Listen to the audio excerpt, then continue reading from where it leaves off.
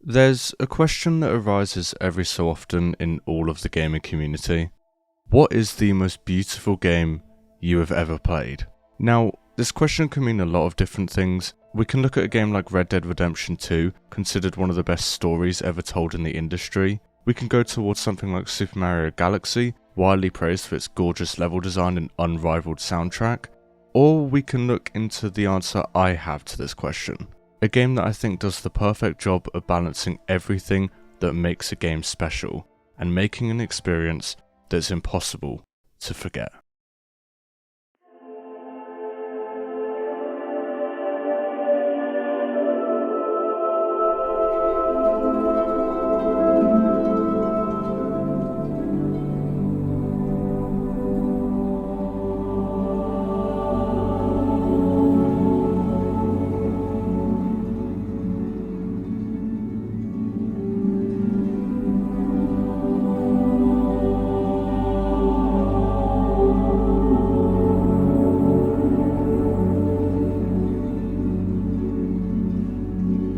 ABZU is a short and sweet adventure made by the developers of the fabled Journey. It's not a game with a narrow story or a game with much content, but it's an adventure worth playing. This video is going to dive into everything I love about this gorgeous underwater crusade, and why I believe it to be the most beautiful game I think I've ever played.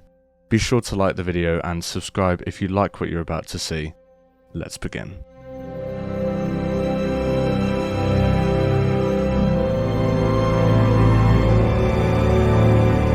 ABZU's opening is gentle.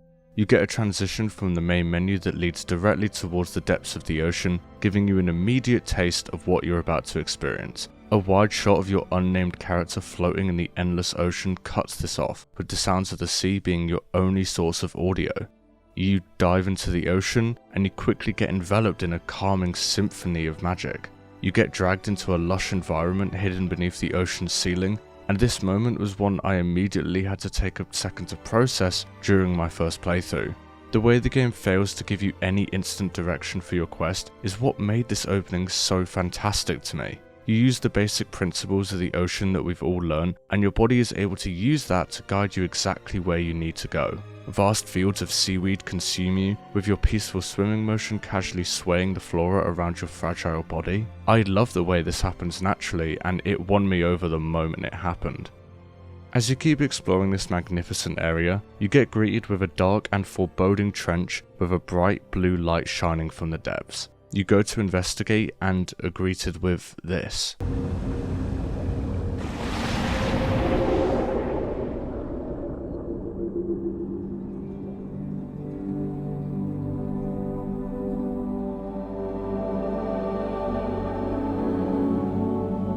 Less than 10 minutes into the game, and I was already considering it as one of the most spectacular things I'd ever experienced. This very moment happens a couple more times in ABZU, and each one feels just as meaningful as the last. Upon interacting with the mysterious orb floating at the end, you're gifted with a jaw-dropping cutscene of the once diminished trench begin to sprawl with an immense amount of life. Schools of fish float harmoniously through the now tranquil waters as towers of seaweed and other ocean flora become one with the world. Every moment where this happens in ABZU feels like a moment of rejuvenation, bringing back life to a world that seems to be subtly consumed by an ever-present darkness. Kaleidoscopes of colour consume these areas and make them feel whole again, as if you're a saviour to these life forms. Following this moment, you travel through a brief depiction of an underwater tomb, soon left behind as you witness a moment that actually terrified me when I was playing.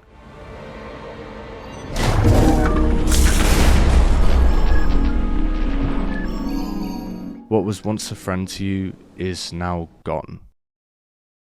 As you swim up the wide visual spectacle towards the menacing triangular gate blocking your path, it opens up and allows you to travel through its mechanical walls. And this is how every level of ABZU plays out. You open with a heavenly shot of the world in front of you, followed by an aesthetically glamorous journey through an exuberant array of vistas that are filled with an endless amount of other beings that showcase the enormity of the ocean in comparison to a regular human-sized creature.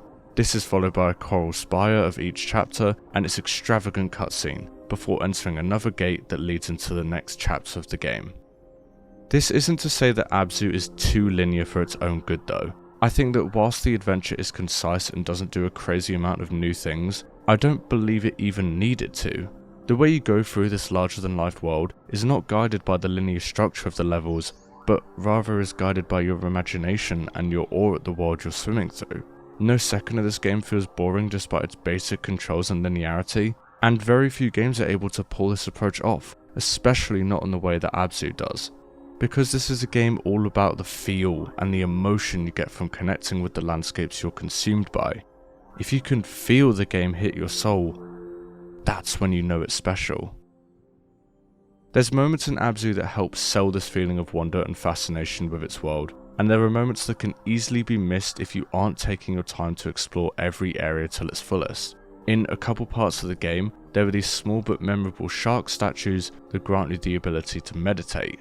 And whilst ABZU is already a relaxing game, these tiny glimpses into the fish that surround you help ground you further into its world. Each fish you view during your meditation is its own life experiencing the game for itself. Some are slow and spend leisurely time alone with themselves, whereas others are a tiny part of a major school of fish that sparsely populate these reefs.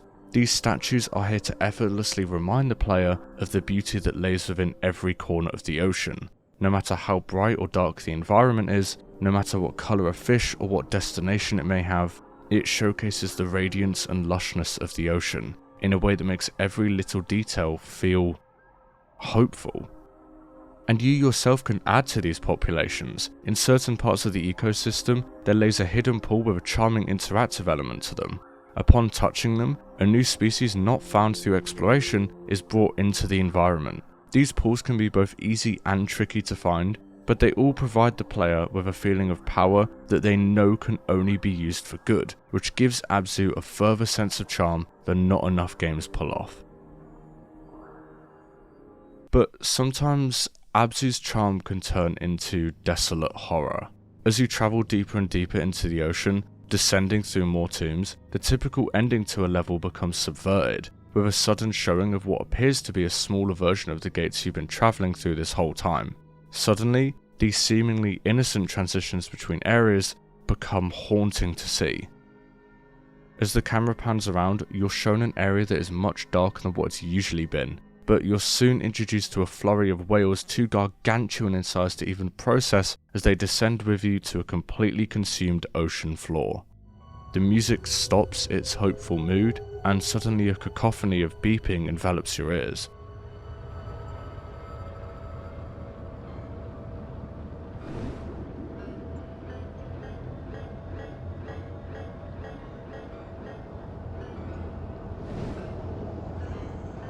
And before you know it, one of them catches you.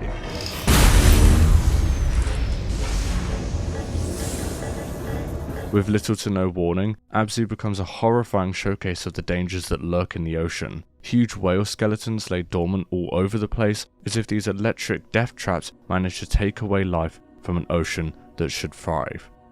And during your escapade through these bombs, you witness the sight of an apparent enemy get shocked by one.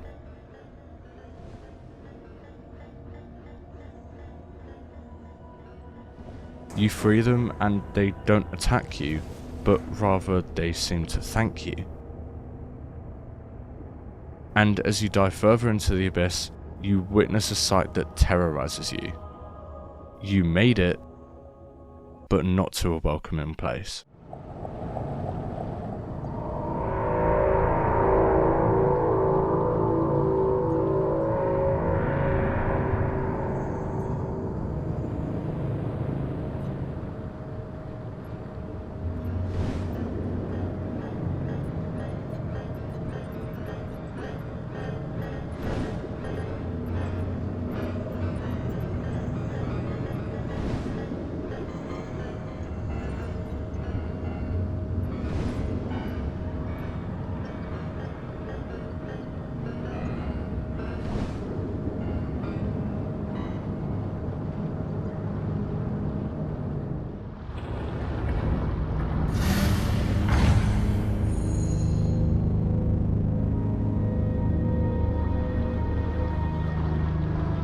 As you travel through the claustrophobic hallways of this abandoned circuitry, you find yourself face to face with a hologram depiction of the world around you.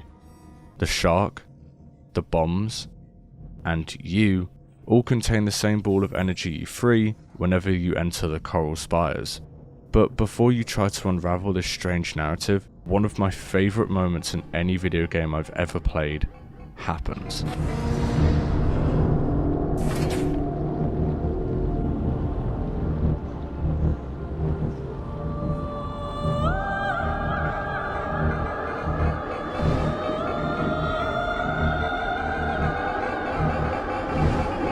You can't escape. You can't swim away. You try so hard to avoid your fate.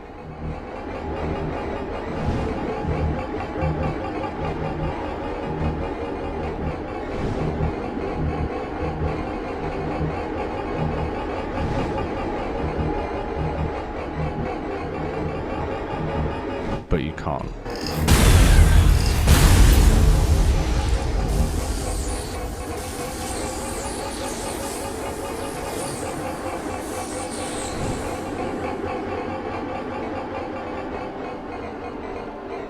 You make it to what seems like the exit, but instead,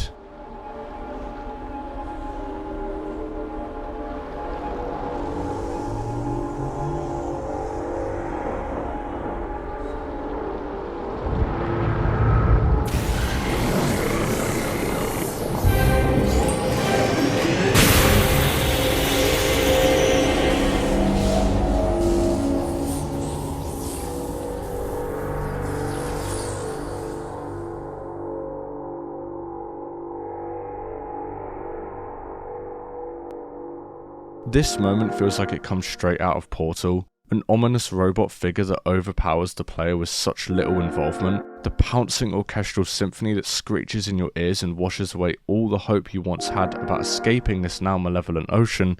It's just an absolutely perfect sequence. You awaken on the ocean floor with a body mostly lost to the explosion. The diver is now a hollow shell of its former being, and we finally get to see their true self. And during this progression of the character's being, we must say goodbye to a friend that was once considered a threat.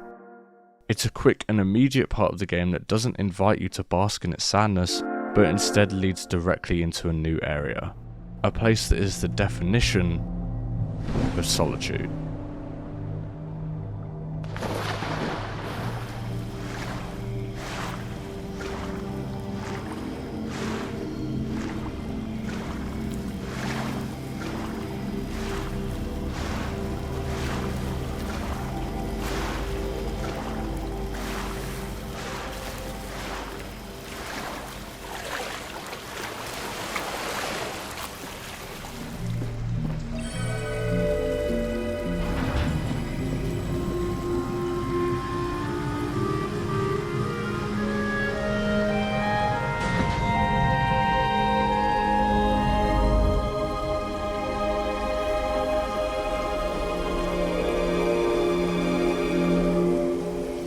Everything about this gate opening feels like something out of a movie. The towering central tree atop of a strange ruin of stone, the waterfalls running down either side of you whilst conducting an orchestra of their own, and the rays of light coming from beyond your view that shine elegantly onto the zone you're there to explore. This area is dark, but not in the same way as the coral spires are before opening them up. Instead, this place feels almost like a home to the player. Its architectural alignments feel as close to human as you can get, and it makes this lush pool feel inviting to the player. Almost like the calm after the storm. Just look and listen to what this place has to offer you.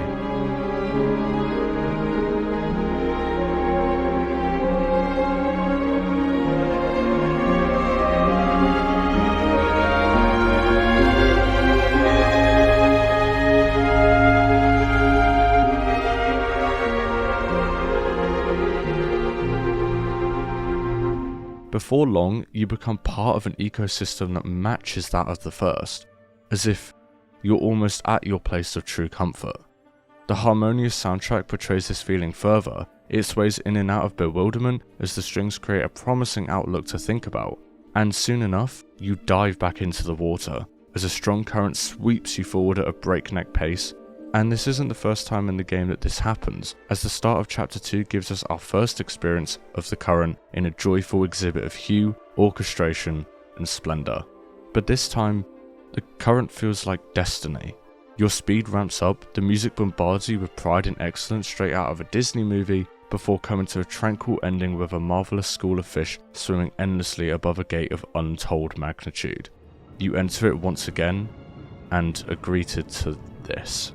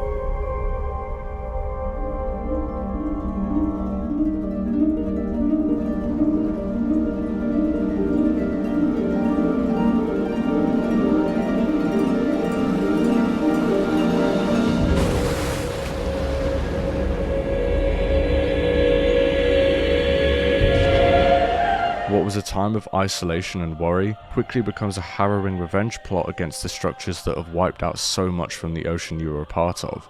You swim so gracefully through a continuous stream of brightly lit underwater caves as schools of fish follow your path and witness your determination to wipe out all that destroyed this beautiful land. And as the orchestra gets ever more delighted, you dive out of the water and are met with the ultimate being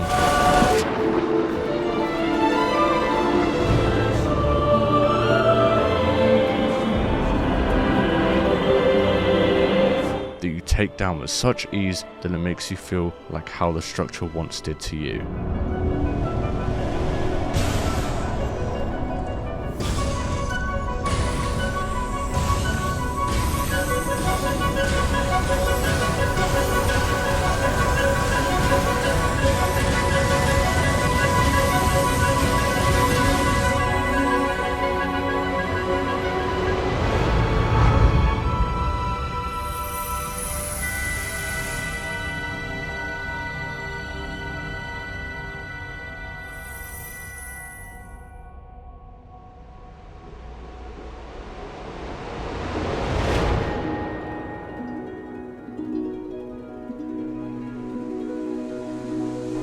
Endless flora floods the malevolent architecture as a final shot shows what you did.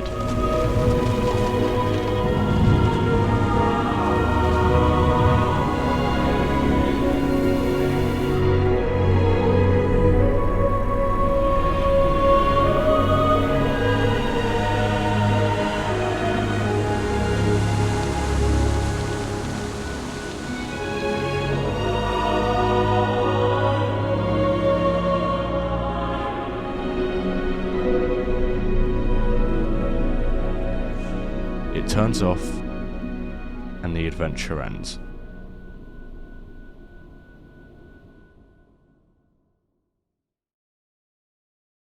Abzu is more than this though. It's not just a fascinating visual spectacle with a pleasant soundtrack, but it's a game about self-discovery. The name Abzu itself is a combination of the ancient words ab, meaning ocean, and zu, meaning to know.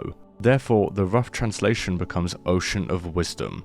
Wisdom itself means to understand inequalities of relationships, and it's this translation combined with the eventual conclusion of Abzu that ties this whole idea of self-discovery together. And the tombs sprinkled throughout the aquatic world all hide the narrative of the game in plain sight. When looking through each of them, we see a story get displayed to us through not just a single line of dialogue, but rather a collection of murals that give a proper meaning to this world. There was once a civilization that was part of the ocean itself, using the power of the ocean to keep balance and order in underwater life. They did this through both the ocean and the water itself, and orbs of energy that could also repair and build. But one day, both the diver herself and the evil pyramid structure entered the ecosystem, draining the power of the ocean away and using it for their own benefit. This destroyed the ocean's balance, shown through the depiction of one of the coral spires being destroyed. These murals give us the understanding that our character was at one point just as malevolent as the inverted pyramids were. But upon awaking in the ocean, we seem to have become unaware of our past, leading us onto the adventure that we ultimately freed ourselves from. It's a very simple story when you boil things down, but I think it does a great job at bringing the narrative full circle once the player figures it all out. And there's so much beauty that's left to interpretation. I've read many different theories about what abzu ultimately means, and one stood out to me more than the rest. In the game, there are a set of ancient tables called the Enuma Elish, I hope I'm pronouncing that right, which are the basis of the famous Babylonian myth of the same name. The ancient Mesopotamian story tells the tale of Marduk, the chief god of the city of Babylon. He defeats the elder goddess Tiamat and brings order to chaos, and thus becomes the lord of the gods of heaven and earth. The poem's title also stems from the first line of the story and means when above. I perceive this to be a direct representation of the ending of the game, as you reach your highest point ever surfaced during your travels, and is ultimately where you transform into the true version of yourself, as a glowing beam of light that is able to flow through the waters with elegance and swiftness, the Lord themselves. Parts of the soundtrack are also clearly linked to this myth, with many songs being named after certain lines in the story, such as "Then were created the gods in the midst of heaven," a musical ballad laid with stunning vocals and a disturbingly peaceful sound. I know this is a mediocre description of this theory, and it doesn't exactly do much, but that's what I think makes abzu an experience for everyone, and there's a much better video going over these murals that I'll leave in the description. Ultimately, abzu is a game about self-discovery, and that journey to self-discovery is one that is entirely independent. You can't learn who you are through other people. You learn through yourself. I believe that abzu's lack of linear narrative is what makes its underlying message that much more impactful. You go through the game thinking, wow, this is the best looking game I've ever played. But later on, you really start to unravel that beauty and think about it more like a puzzle that only you can solve. Its gorgeous visuals and breathtaking soundtrack aren't the full package. Rather, it hints towards the ultimate conclusion of abzu's real story. A story defined by the player. A story about figuring out that story. A story that helps abzu be one of the most beautiful games I've ever played.